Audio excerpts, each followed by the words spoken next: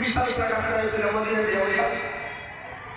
1 মাস গেল, 2 মাস গেল, 6 মাস গেল, বছর গেল, একটা পেশেন্ট আসে না, একটা রোগী আসে না।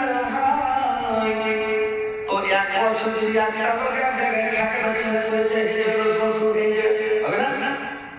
এক ঝাঁক করেছি একটা বন্ধুকে বলে, ডাক্তার জিজ্ঞাসা করছে, ভাই তোমাদের মদিনাতে কেউ কি শরীর আসে না? কাউকে কি সর্দি হয় না, পেট খারাপ হয় না, জ্বর হয় না, মাথা ব্যথা হয় না, কোনো কেউ কি বেমারি সারি হয় না, খেলে কেউ আসে না? আমি বাইরের ডাক্তার বলে আমার কাছে সুবিধা আছে না, এলাকার ডাক্তার কাছে সুবিধা নিচ্ছে, কি ব্যাপার বলেন তো?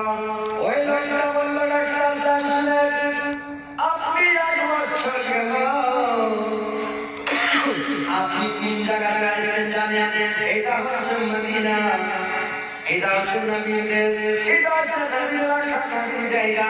এটা যদি আপনি সারাটা জীবন থাকেন, তো একটা আপনি কোনো গ্যাসের বিল বিক্রি করতে পারবেন না, একটা কোনো জেট বিক্রি করতে পারবেন না, কোনো একটা জ্বর সর্দি মাথা ব্যথার কোনো ওষুধ বিক্রি করতে পারবেন না, কোনো অ্যান্টিবায়োটিক বিক্রি করতে পারবেন না। তার কারণ মদিনার লোক কি করে জানেন?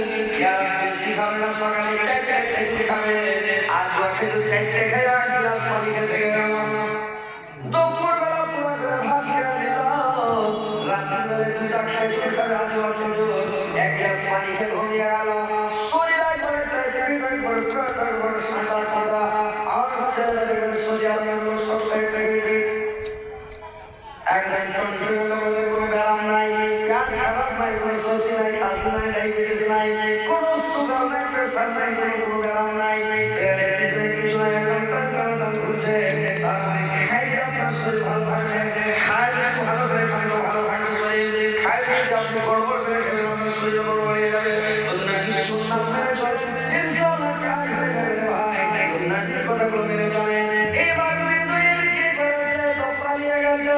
আল্লাহর নবী জানে যে রক্ত বেরোয়, ফজরের নামাজ পড়বে না, আল্লাহর রাসূল মসজিদে চলে গেলেন, আর মসজিদে গিয়ে নামাজ পড়লেন, আর নামাজ পড়ে আল্লাহর রাসূল বাড়ি এসে এবার ঘরে গিয়ে লোকটাকে উঠাতে যাচ্ছে, গেট খুলে যদি দেখছে তো মানে নিচের পায়খানা, আর ঘর বন্ধ করছে, বিছানায় যে দেখছে তো বিছানাতে পায়খানা করে বই করে রেখেছে রে ভাই, বিছানাতে পায়খানা করে আল্লাহ।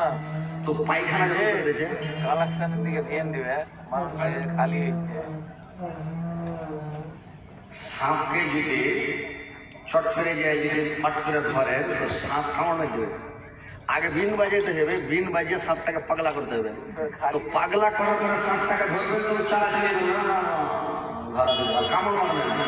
তো ফার্স্টে যদি বাহিনীতে দান দেন, তাহলে তো সব আরো শটাং হয়ে যাবে। বুঝলে, বাংলাদেশের মুরগিটা কইছিল, মুরব্বী মুরব্বী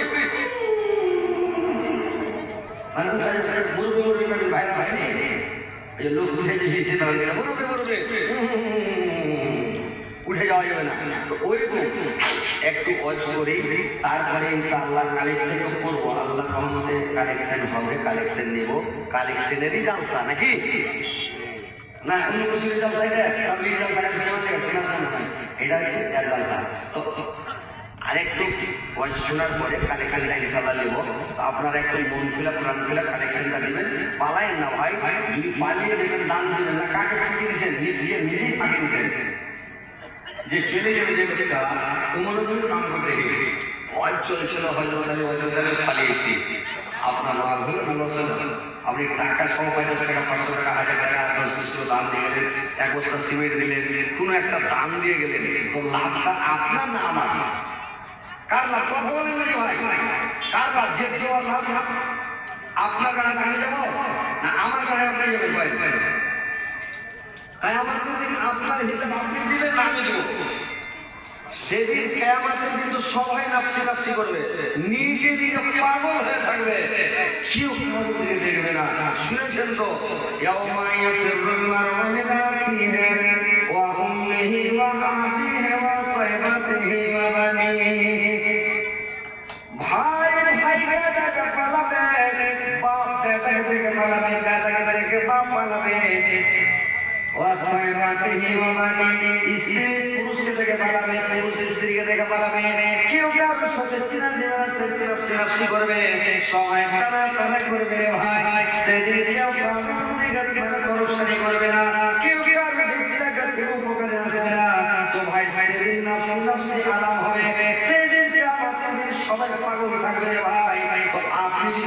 জ্ঞান না জান তো আপনি বুঝবেন আপনার খেলা কবরে যেদিন সাপে কামড়াবে বিছুতে কামড়াবেন হাঁকাবে ক্ষমতা নাই হাতে করবে না পা লড়বে না দেখতে পাবেন যে কামড়েছে কিন্তু আপনি কিছু বলতে পারবেন না আপনার কিছু বলার শক্তি থাকবে না ভাই বুঝতে পারছেন আপনার কিছু বলার শক্তি আপনার কিছু করার শক্তি থাকবে না সাপটাকে হেল্প করতে পারবেন না কামড়াইছে দেখছেন কামড়াইছে কামড়াইতে থাকবে তো কথা হচ্ছে ভাই যে আপনার কাছে আপনি যাবেন আপনি দান দিবেন আপনি বাঁচবেন টাকা ব্যাংকে রাখেন আপনি ব্যাংকে জমা রাখেন কুটিতে ধান ভরে রাখেন মাঠে জমি কিনেন যেদিন আপনি মরে যাবেন আপনার দাদা তাড়াতাড়ি আর ঘন্টা দেরি করবে না বলবে তাড়াতাড়ি খবর পান ফটাফট চল কুইতে চলে আসবে আপনাকে